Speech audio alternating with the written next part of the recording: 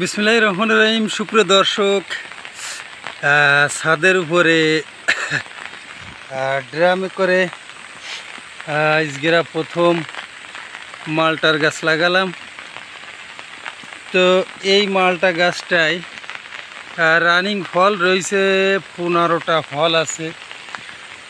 তো ভাবছিলাম যে আপনাদের মাটি তৈরি করা টোটাল এই টবটা কী কায়দায় ভিতরে সেটিং করলাম, মাটি প্রস্তুত করে total A to Z video দিতে চাইছিলাম, কিন্তু হঠাৎ করে প্রচুর বৃষ্টির কারণে আপনাদের A to Z দেখাতে পারলাম না। 6টা আর এইটা 12 মাসি আম, অর্থাৎ বছরে 2বার আম হয়। দেখুন মুকুল হয়েছে। এটা বড় ড্রামে দিছি। আর এটা সবেদা গাছ, থাই সবেদা, মানে হয়তো বিদেশি সবেদা। এই দেখুন ফুল আসছে। এই কলমটাও বড় ড্রামে, হাফ ড্রামে দিছি। আর এটা আছে কুল গাছ। এই কুলটা দেখুন, ফুল রয়েছে, আবার সুন্দর গোড়া থেকে ডাল হচ্ছে, খুব সুন্দর ডাল। আর এইটা হচ্ছে আনার গাছ, অর্থাৎ ডালিম গাছ, ফল ধরেছে।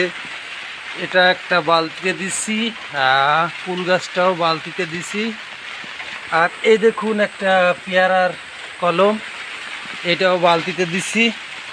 তাহলে পেয়ারা, আনার গাছ অর্থাৎ ডালিম, এপাশে কুল গাছ, এপাশে সবেদা গাছ, এইটা আম গাছ, বছরে 2বার আম দেয়। এটা আছে মালটা গাছ।